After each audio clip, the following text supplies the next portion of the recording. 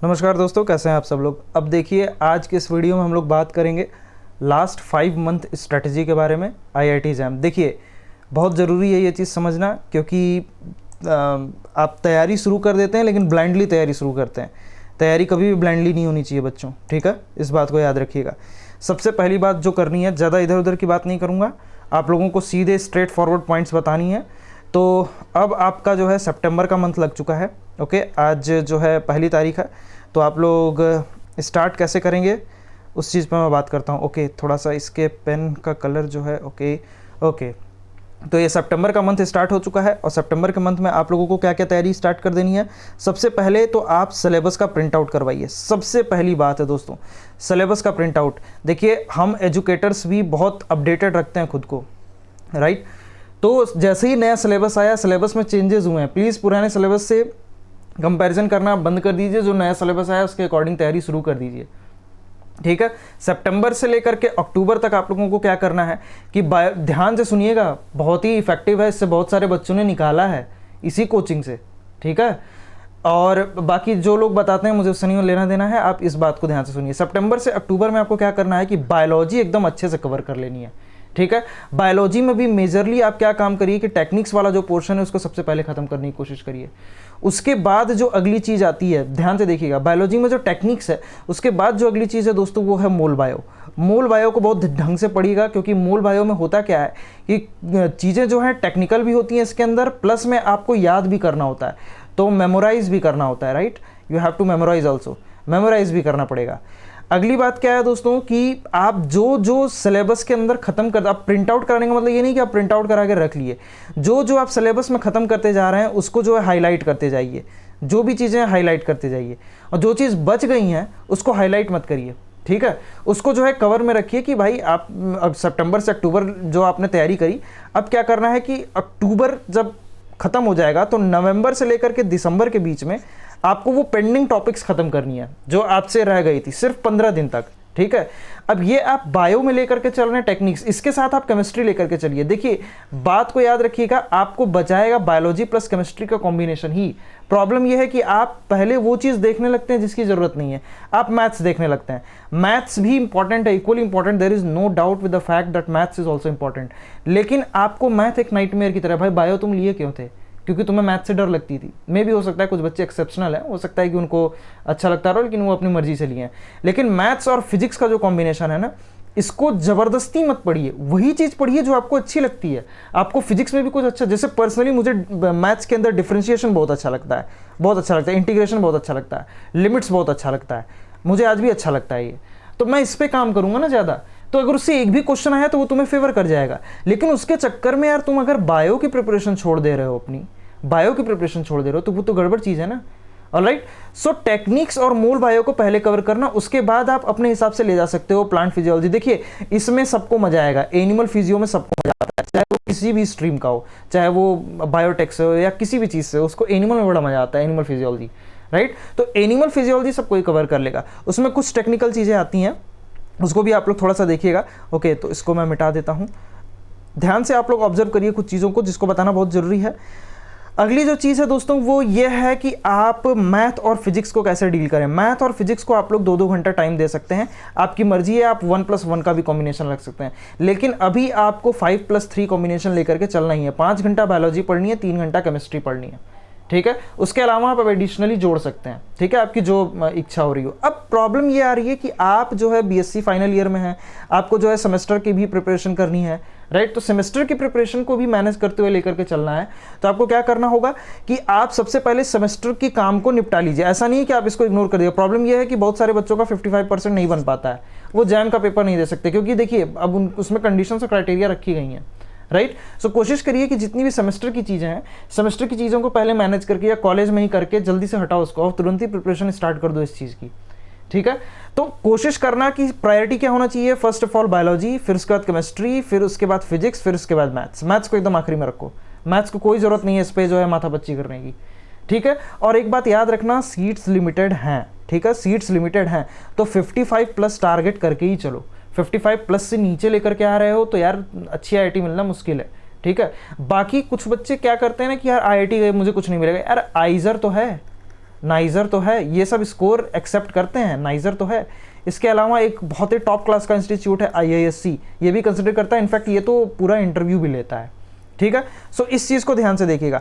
अगली जो सबसे इंपॉर्टेंट बात ये है कि दोस्तों डायग्रामेटिक प्रैक्टिस, डायग्राम को जो है इग्नोर मत करिए। डायग्राम्स आपके बायो में बहुत काम आएंगे, ऊपर से आपके ये डायग्राम्स फिजिक्स में भी काम आएंगे। देखिए कभी कभी क्या होता है ना कि फिजिक्स के जो रे ऑप्टिक्स के डायग्राम है या फिर आपके वेव ऑप्टिक्स के डायग्राम है, उससे डायरेक्टली क्वेश्चन उठा करके पूछ देता है, ठीक है। कभी कभी डायग्राम बनाए, आपको डरावना लगने लगा, आप उसको छोड़ दिए, ठीक है। दूसरी बात यह है दोस्तों कि NAT को आप लोग तुरंत इग्नोर कर देते हैं, तुरंत इग्नोर मत करो। प्रॉब्लम यह है कि यार बड़े बड़े न्यूमेरिकल्स दिया, फिर बीच में डैश कर दिया, अब इसमें जो है वैल्यू पूछ रहा है, कोई दिक्कत नहीं है, डरना क्या है, हम लोग प्रैक्टिस करेंगे उसको। अब प्रैक्टिस करने के लिए बुक्स की जरूरत पड़ती है, बुक्स के ऊपर वीडियोस बनाए जा चुके हैं, ठीक है। इसके अलावा आप कैसे जानोगे कि आपका नेट अच्छा है कि नहीं, तो कोशिश करो कि जल्द से जल्द एक टेस्ट सीरीज ले लो, ठीक है। तो हम लोगों ने क्या किया है, अभी के हिसाब से हम लोगों ने एक टेस्ट सीरीज डिजाइन की है। टोटल आपकी मर्जी है, आपका मन करे तो लीजिए, वैसे ले लेंगे ज़्यादा टाइम पे तो अच्छा रहेगा। टेस्ट सीरीज़ के अंदर आप जाइए, वैसे तो ये मंथ ही चल रहा है, सितंबर और अक्टूबर में जैसे जैसे आपका मंथ फेस्टिवल वाला आते जाएगा तो हम लोग कूपन कोड लगाते चले जाएंगे, तो कूपन कोड के हिसाब से आप अपना ले लीजिएगा, ठीक है। तो आप लोग टेस्ट सीरीज़ अवेल कर सकते हैं। टेस्ट सीरीज़ अगर आप सितंबर के मंथ में लोगे तो आप लोग दिसंबर तक जाते जाते ना खुद को आंक लोगे कि किस लायक हो, ऊपर से आप लोग फॉर्मेट भी समझ जाओगे कि ऑनलाइन एग्जाम होता कैसे है। This is the beauty of the test series. तो आप लेंगे तो आप जो है एडवांटेज में रहेंगे, ओके। तो बात क्लियर है, प्रायोरिटी बायोलॉजी को ज़्यादा, केमिस्ट्री को, फिर उसके बाद आपको जो है तैयारी के लिए सिलेबस प्रिंट आउट कराना है, जो जो खत्म करते जाओ उसको हाईलाइट करते जाओ, इससे आसानी रहेगी। अगली जो मैं बात करने वाला हूँ that is notes making. Notes को कैसे आपको ध्यान देना है, देखिए नोट्स के अंदर आपको क्या करना है कि सबसे पहले आपको नोट्स में वही सारी चीज़ें लिखनी है जो इम्पॉर्टेंट है। बात सुनना, अब ध्यान से सुनना, इसको इग्नोर मत करना। प्रॉब्लम यह है कि तुम लोग क्या करते हो कि नोट्स में जो भी एजुकेटर आपको पढ़ा रहा है, जरूरी नहीं कि मैं ही जो पढ़ा रहा हूँ, आप सब नोट करने लगते हो, नहीं। उसने जो कुछ भी बोला, जैसे DNA के बारे में कुछ समझा रहा है, कुछ उसमें समझाया लगा चारगाफ का नियम, तो तुमको लिखना पड़ेगा, अच्छा हिंदी में अपने हिसाब से हिंदी में लिखो, एडनिन, थाइमिन, ग्वानिन, साइटोसिन। अच्छा एडनिन और थाइमिन के बीच में जो है आप डायग्रामेटिकली यहाँ पे दिखा सकते हो कि ठीक है डबल बॉन्ड है, यहाँ पे जो है ट्रिपल बॉन्ड है, लेकिन आपको ये बात क्लियर होना चाहिए कि एडनिन और थाइमिन के बीच में डबल बॉन्ड ही क्यों है, ग्वानिन और साइटोसिन के बगल में ट्रिपल बॉन्ड ही क्यों है। ये आप तभी बता सकते हो जब यहाँ पे शॉर्ट में लिखे होगे, वो टीचर बताएगा जरूर। जो टीचर ये सब बारीक से चीज़ों को नहीं बता रहा है ना, वो टीचर बेकार है, तुरंत उस एजुकेटर को छोड़ो, हटो, समझे, अच्छे एजुकेटर को पकड़ो, सारी बारीक चीज़ों को उठाओ, क्योंकि जो पहले जो धक धक धक धक जो सबसे पहले क्वेश्चंस आते हैं ना 1 2 3 4, आप देखेंगे तो एकदम बेसिक से उठाया होता है। आप देखिएगा कभी भी एकदम बेसिक से क्वेश्चन उठाया रहेगा, क्वेश्चन नंबर 1 2 3 4, आपको लगेगा अरे यार ये तो एकदम मतलब पढ़ लेना चाहिए था, छूट गया। अगर आपको नोट्स मेकिंग में समझना है तो मेरे इसी चैनल पे जाइए, मैंने दोनों तरीके पे वीडियो बना रखा है कि क्या नहीं करना है और क्या करना है नोट्स बनाने के दौरान। उसके अलावा दोस्तों जब नोट्स बन जाए तो क्या करो कि A4 शीट पेपर, इसको इस्तेमाल करना सीखिए आप लोग। पता नहीं क्यों आप लोग इसको इस्तेमाल नहीं करते हैं। A4 शीट पेपर जो आप परचेस करेंगे, कोशिश करिए कि सिर्फ 20 खरीदिए। मेरा ये मानना है कि 20 में अगर तुम निपटा दिए तो तुम्हारी तैयारी अच्छी है, ठीक।